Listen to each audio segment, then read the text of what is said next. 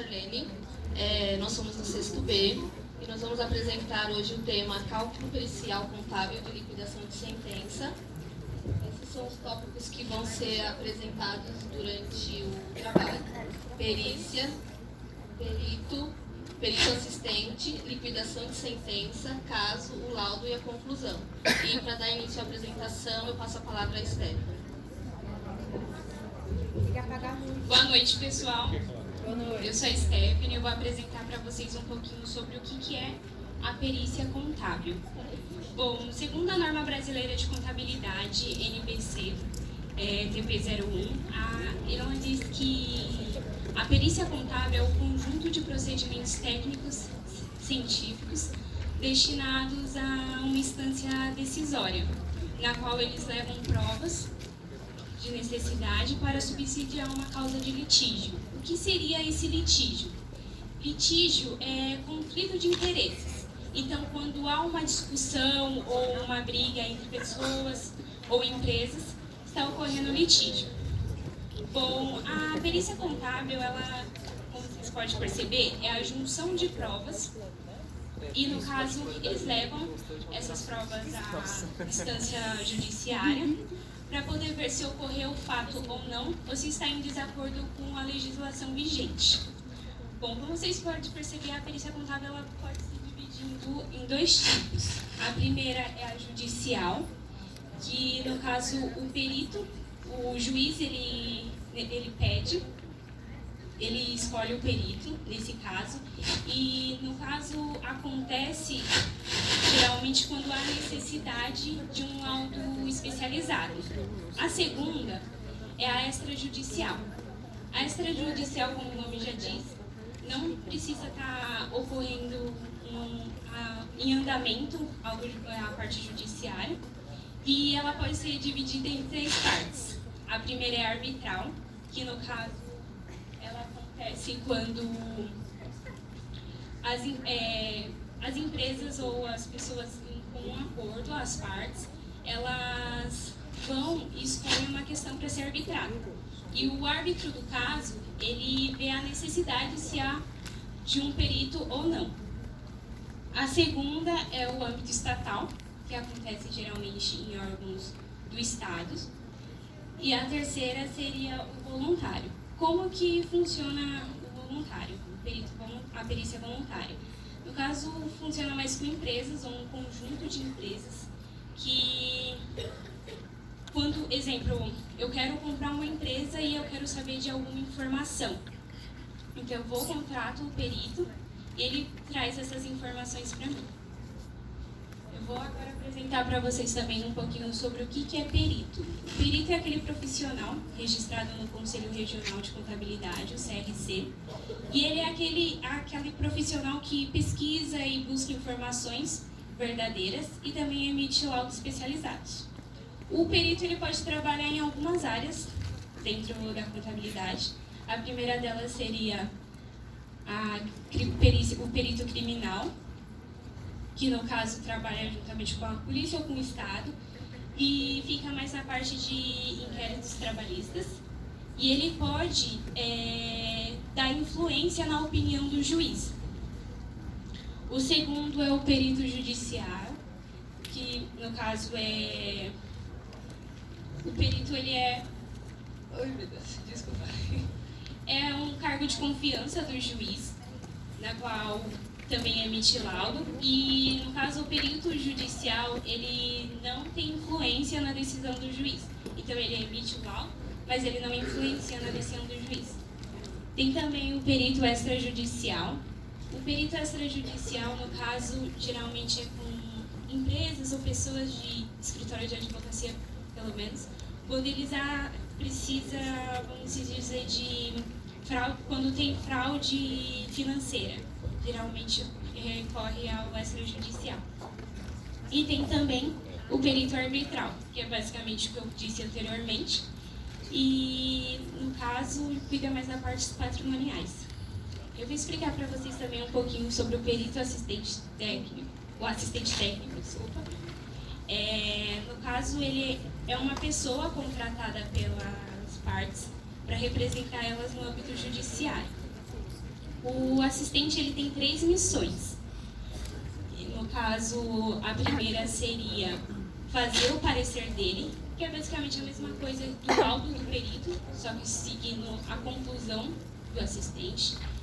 O segundo seria ele tentar convencer o juiz da tese dele. E o terceiro é ele poder fazer meio que uma análise no laudo do perito. Então ele vai dizer se ele concordou ou se ele não concordou. Agora com vocês a Elia.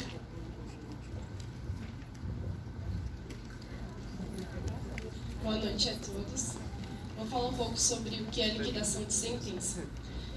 A liquidação de sentença nada mais é do que processos que visam encontrar o que deve ser executado, para que de uma forma justa seja encontrado um valor de uma execução.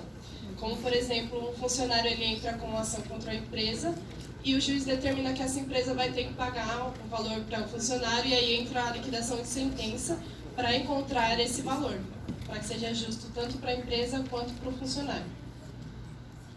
A liquidação de sentença ela tem algumas modalidades. A primeira que eu vou falar é por cálculo, que, como o nome já sugere, são realizadas contas para encontrar o valor pecuniário da obrigação, tomando como base a sentença que foi dada pelo juiz. A segunda é por arbitramento, que o cálculo ele só é aprovado após a análise do perito, como a Stephanie explicou, que é o profissional da área especializada. A terceira e última modalidade é por artigos, que quando há necessidade de comprovação de fatos novos. Esses fatos novos são coisas que aconteceram e não foram consideradas no momento da sentença, ou ocorreram depois ou simplesmente não foram consideradas.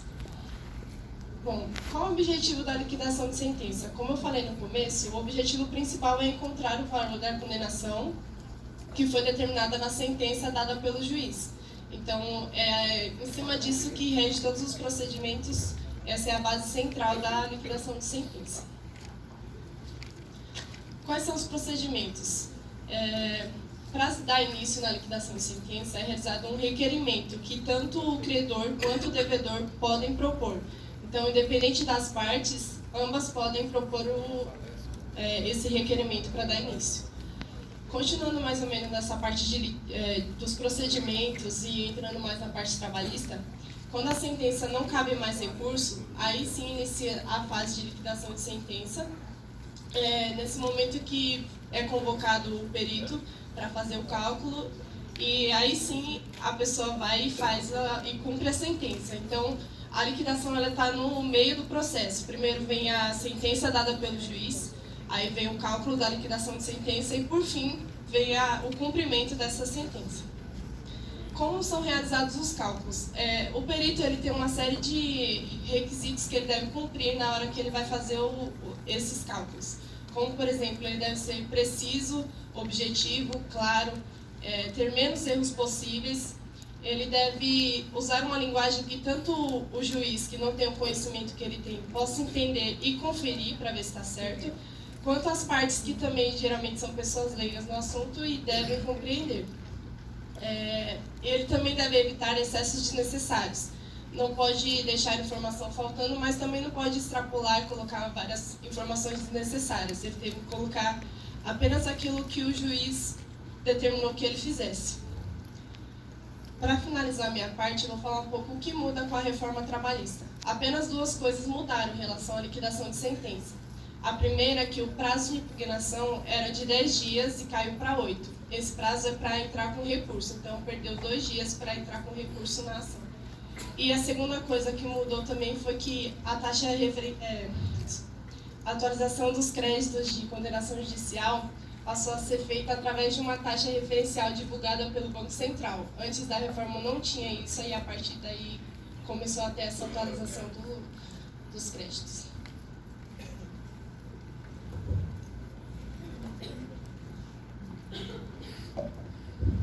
Boa noite, pessoal. Meu nome é Bruno. Eu estarei falando um pouco sobre o laudo. Primeiramente, o que é um laudo? Nada mais é do que uma variedade de prova utilizada pelo juiz para definir, para auxiliá-lo na tomada de uma decisão no caso. Para isso, ele contrata um perito que, através de fundamentos técnicos e científicos, estará elaborando o laudo com base na solicitação do juiz. De acordo com o artigo 473 do CPC, o laudo é dividido em 4 partes. A primeira parte é o objeto da perícia. Ali será demonstrado o que vai ter no laudo e quais foram as solicitações do juiz. A segunda parte é a demonstração das provas. O que o perito utilizou para responder às perguntas do juiz. A terceira parte é como ele chegou a essas provas. Ele tem que fazer pesquisa, solicitar documentos, fazer alguma entrevista ou interrogar alguém. Quarta parte, ele vai estar respondendo as perguntas do juiz ali, vai estar demonstrando de forma clara e conclusiva, de forma que o juiz consiga entender e dar prosseguimento no caso. Agora eu vou estar falando um pouquinho sobre os prazos dos laudos, começando primeiro, a partir do momento que é definido o perito, é dado 15 dias para as partes envolvidas poderem recorrer ao perito escolhido ou solicitar um assistente. Passando esses 15 dias, o perito tem 5 dias para levar a documentação que comprove o seu conhecimento, informações para entrar em contato com ele, e uma solicitação de honorários. Passados esses 15 dias, o juiz define qual vai ser o período que o perito vai ter para fazer o laudo, tendo em parte que é obrigatório que seja entregue 20 dias antes da segunda parte do processo. Bom, se passar esse período e precisar ser prorrogado, o perito pode estar solicitando e pode prorrogar apenas uma vez, desde que o juiz aceite e esteja uma desculpa plausível. Passando esse período, o perito não entregou o laudo, ele pode sofrer punição, tendo os seus honorários diminuídos, ou o juiz pode estar entrando em contato com a organização responsável e podendo multá-lo de acordo com a gravidade do caso. Após isso, é solicitado o período de devolução do dinheiro que já foi pago para ele, e caso ele não pague, ele pode estar tendo uma punição de ficar 5 anos sem o seu CRC, não podendo trabalhar durante esse período. Para finalizar, a diferença entre o parecer técnico e o laudo. O parecer técnico é feito pelo assistente e nele pode conter a opinião dele ou uma contestação referente ao trabalho realizado pelo perito. Bom, agora eu vou estar passando a minha vez.